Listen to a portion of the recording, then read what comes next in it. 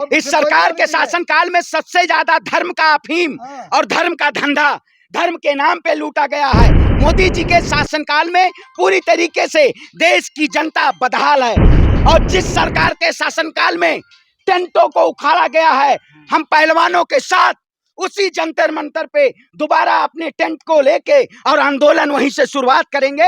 अब सत्याग्रह महिला पहलवानों के साथ होगा और इस सरकार ने हिंदू बहन बेटियों को न्याय नहीं देने का काम किया है।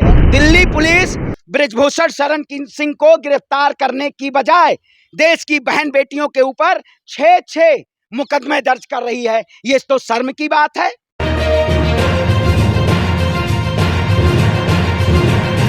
देखिए, अब वही कहते हैं इजराइल हो गया है, अफगानिस्तान हो गया है, ये आप तय कर लीजिए। जिस तरीके से इस सरकार के शासनकाल में तानाशाही चल रही है, एक तरफ पूरी गोदी मीडिया मोदी जी के उद्घाटन का ढिंढोरा पीट रही है और सेंगोल को पूरी तरीके से प्रदर्शित किया जा रहा है कि ये पहले छड़ी की तरह यूज की जाती थी और अब इसको राजदंड की तरह लाके स्थापित संसद भवन में किया गया है।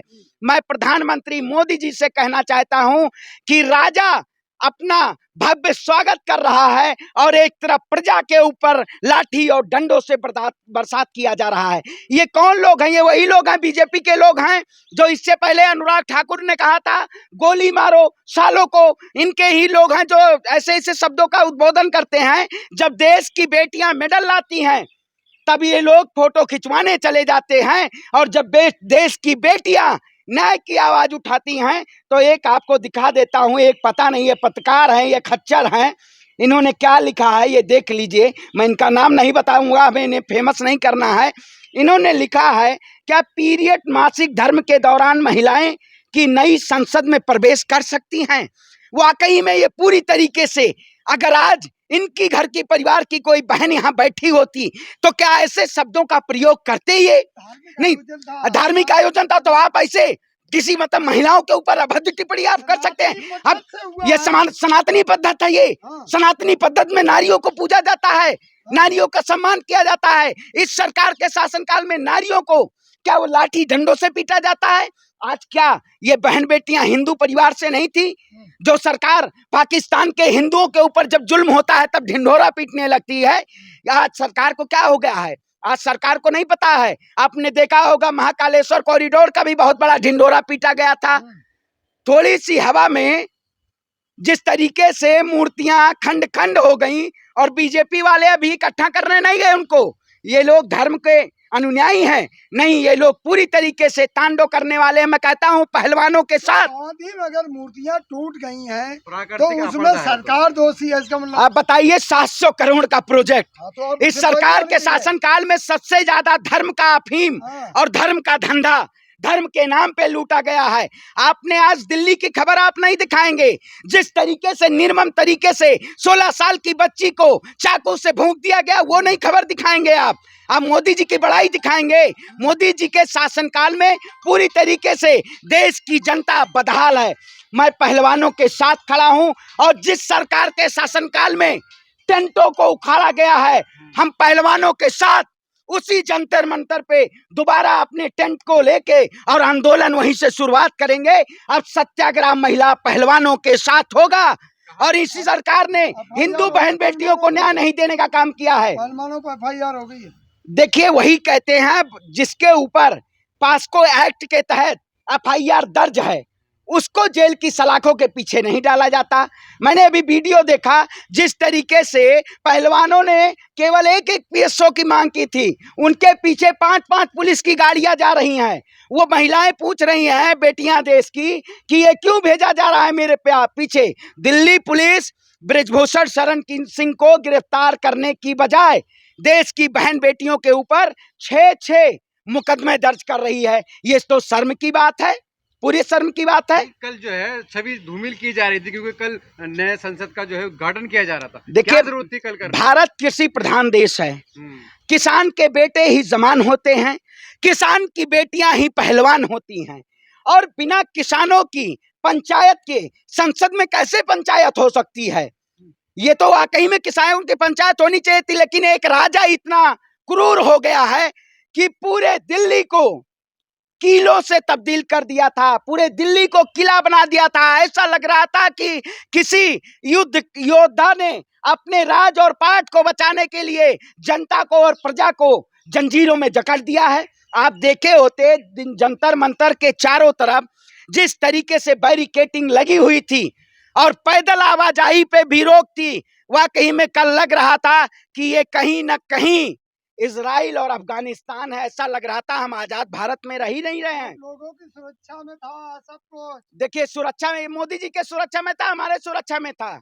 मोदी जी अगर सुरक्षा के वाकई में वो हैं तो बड़े बड़े गाड़ियों में पोस्टर आप देख रहे होंगे उत्तर प्रदेश में खेलो इंडिया का बहुत जबरदस्त प्रचार कर रहा है कि युवा खेल में आए, खेल में रुचि जो रखने वाले युवा खेल में आए, और खेल के बाद जब वो मेडल लेके आए तब मोदी जी तो फोटो खिंचवाने चले जाएं, लेकिन वो अपना हक मांगने आए जब, तब मोदी जी लाठी चलवाएं। वह गर्व है मोदी जी को। आए, आपको भी गर्व होगा मोदी जी पे। आए, मौसा जी बना लीजिए मोदी जी अपने। अरे देखिए प्रधानमंत्री है तो मौसा बना लीजिए, क्या दिक्कत है?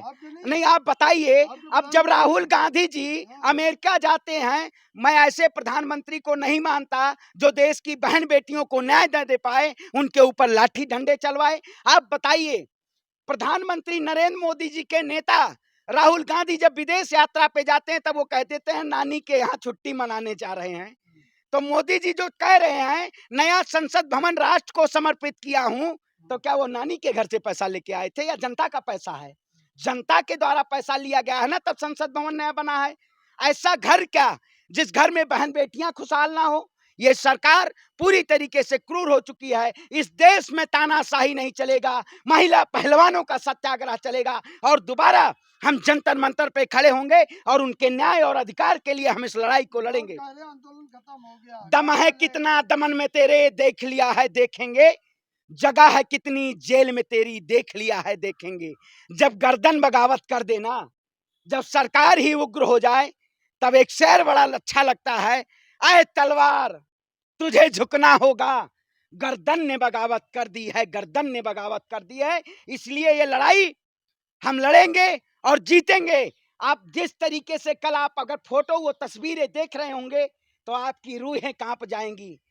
जो बहनें हमारी मेडलों को अपने सीने से लगाती हैं, उसी सीने पे दिल्ली प्रशासन का बूट था और उनको लाठी और डंडों से प्रहार किया जा रहा था। प्रधानमंत्री का दिल क्यों नहीं मतलब जो है कांपता ये इस तरह की तस्वीरें देख? बिल्कुल नहीं कांपेगा, क्योंकि जब राजा क्रूर हो जाता है तो उसी अपनी सिवा कुछ नहीं दिखता है। जैसे आपने देखा होगा 500 मीटर दूरी पे जिस तरीके से उपराष्ट्रपति का आवास था, उपराष्ट्रपति जी को नहीं बुलाया गया, राष्ट्रपति जी को नहीं बुलाया गया। मोदी जी उद्घाटन में, समाचार में, हवन पूजन में पूरी मीडिया सिर्फ उन्हीं का तस्वीर दिखाई है। सब कुछ मोदी जी कर रहे हैं। ऐसा लग रहा है मोदी जी अपने कमाई का पैसा पूरा देश की जनता को दे रहे हैं। देश की जनता का जो गाढ़े कमाई का पैसा था उसी के द्वारा संसद भवन बना है, ना कि सरकार ने कमा के लाके संसद भवन दिया है। अगर एक घर था, उस घर को बेघर करके दूसरे घर को नया बसेरा बनाना और देश की बेटियों को न्याय ना देना,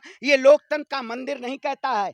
ये कहीं ना कहीं राजा अहंकारी है, और राजा जब जब झूठा और पाखंडी हो जाए तब तब राज्य का सर्वनाश हो जाता है। ये सर्वनाशी सरकार है। ऐसी सत्ता में बैठी हुई सरकार नहीं चाहिए जो देश की बेटियों को न्याय न दे पाए। क्या मोदी जी ने तो अपने लिए किया है? देश के लिए क्या है? तो देश के लिए क्या होता तो देश का प्रथम नागरिक राष्ट्रपति है, राष्ट्रपति के द्वारा उद्घाटन कराया गया होता है। देश का प्रथम नागरिक तो राष्ट्रपति होता है कि दूरबीन लगाए हैं आप?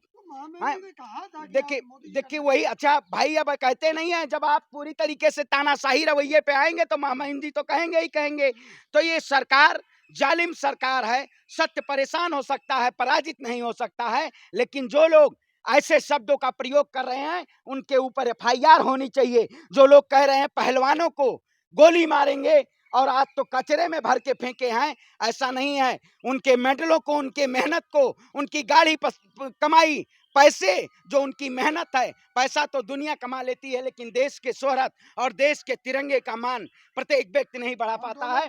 उन्होंने बिल्कुल आंदोलन खड़ा होगा, सत्याग्रह शुरू होगा, महिला पहलवानों का दोबारा सत्याग्रह शुरू होगा और इस लड़ाई को हम लड़ेंगे और जी के देंगे।